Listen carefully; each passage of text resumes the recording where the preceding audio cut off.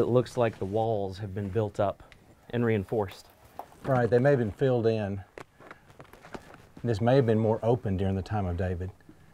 Oh, surely to fit all those people. That's right. David's time here at the Cave of Adullam was very short, and only a couple of verses in 1 Samuel 22 that mention that. Even though it's mentioned so briefly, obviously it makes sense why he came here. Look at how much this opens up in here. This is huge.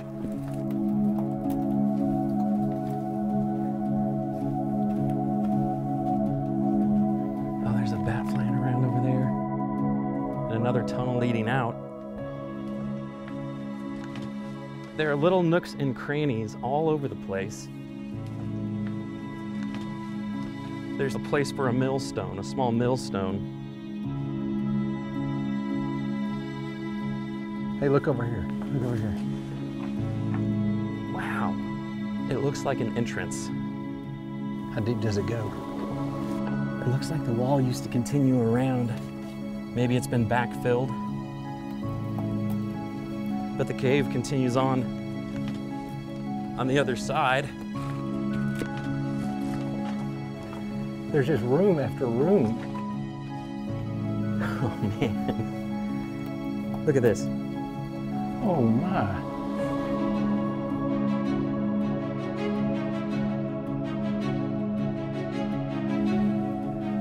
It was surreal to think about this being the spot where David hid out, and to wonder which of these entrances was the one that he used every day. Which of these places was the place where he slept? And to think about this cavern being filled up with the people that had come to him, with the soldiers, his mighty men. Could 400 people really have met up with David and hid out here? Once you got into the cave system, it could easily house as many people as the text says that came and united with David here. It felt like we had gone through a time warp back to that day, and you might see David walking around at any moment.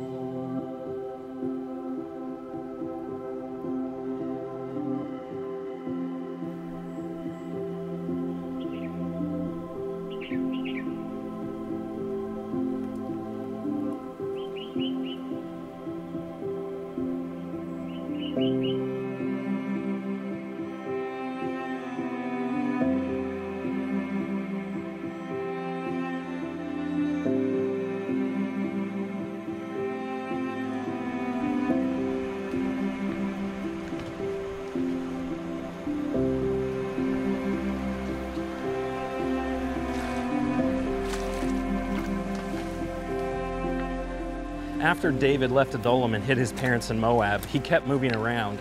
That's right. We are on the edge of the Judean wilderness. This part of the country only gets about 4 to 5 inches of rain per year. So it had been very important for David and his men to find water, which is why they came here to the streams of En-Gedi.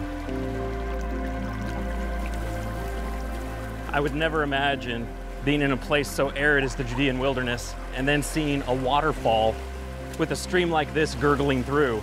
It's a beautiful place, and of course you can see even here in the middle of the summer, water still comes through here.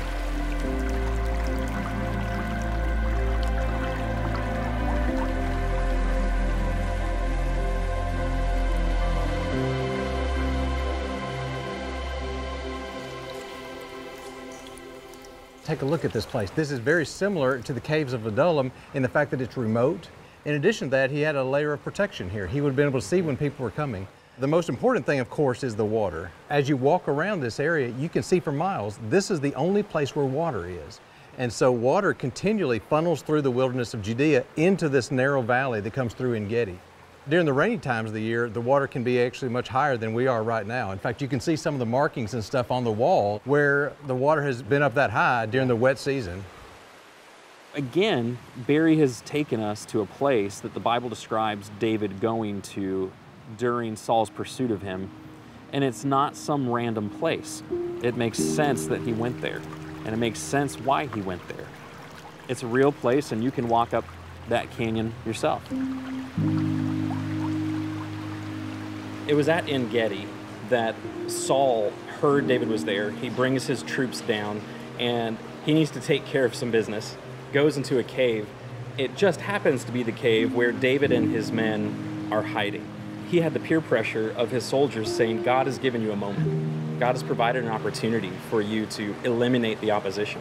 And David goes as far as to cut the king's robe, just the corner of it. And then guilt overcomes him, and he goes out after Saul leaves the cave to let him know, look, your life was in my hands. I could have removed you if I wanted to. For 10 years, David was on the run, trying to keep from being killed by Saul. And it would have been so tempting to cut all of that short by eliminating him in that cave. He knew this was his opportunity to get back at Saul. But I appreciate David's attitude in the whole thing. Through all of this, he recognized that Saul was the king. He was the king chosen by God. David was a man after God's own heart. He had honor for the king, even though he was in the situation that he was in.